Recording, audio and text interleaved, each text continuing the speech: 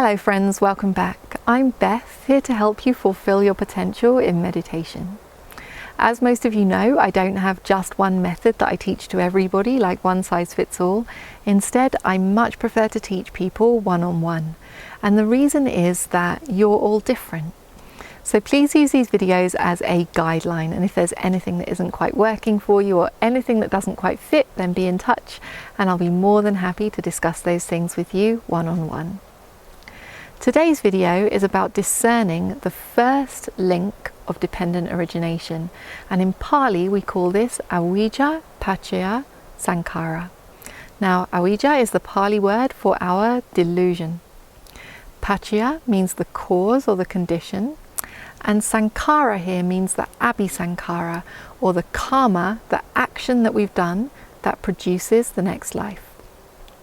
Now, I've made a separate video on how we learn to discern that abhisankhara, how we discern the karma that produces the next life. So if you haven't done so already, I'd suggest that you watch that video and, if possible, do the practice so that this will be super clear for you.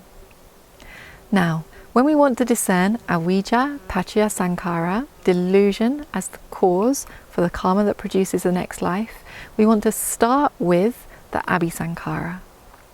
Now, because we are human in this life, we know that the karma that produced this life, the abhisankhara that produced this life, is a good one. It was a wholesome one. Let's say, for the sake of this video, that the karma that produced this life was we offered an apple to a monk. So we've done a really good thing. Now you might think offering an apple to a monk is a beautiful thing to do. What possible delusion could there be involved in giving an apple to a monk? But there is, and especially there is the delusion of self, the delusion that part of that giving the apple to the monk is me or mine. We might think, for example, if I give this apple to this monk, then I will feel happy, or I will have done a good thing. In Asia, sometimes this is worded as I will have made merit, or I will accumulate good karma. And so we might be able to find all of these different types of me and mine thinking that surround the good karma of having given the apple to the monk. And all of that me and mine thinking is the avijja. It is the delusion. Now that delusion arises in a separate mental process to the actual giving of the apple. We have some thoughts about me and mine. We believe that I exist. We believe the monk exists. We believe that I will feel good if I do this good thing. So all of those mental processes of delusion are surrounding. And then there is also the mental process of giving the apple to the monk. In this case, the mental processes with the me and the mine are the avijja, the delusion, and the mental process of the generosity of the giving, that is the abhisankhara.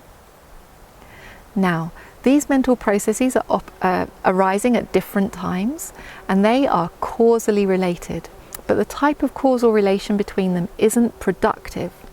So when we think these me and mine thoughts, it doesn't produce the apple, it doesn't produce the monk, and it doesn't produce the action. Instead, it influences it. It makes it much more likely that we will do the action in this way. Because I believe that I exist, I believe the monk exists, I believe that I will feel something if I give the apple to the monk, it strongly influences me to do that action. And this type of strong influencing cause has a word in Pali, and the word is upanisaya. It means strong influence or strong support.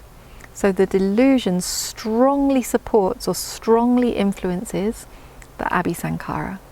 So in our discernment, we first of all want to find the mental process that is the abhisankhara, and then we want to discern the nama surrounding that abhisankhara.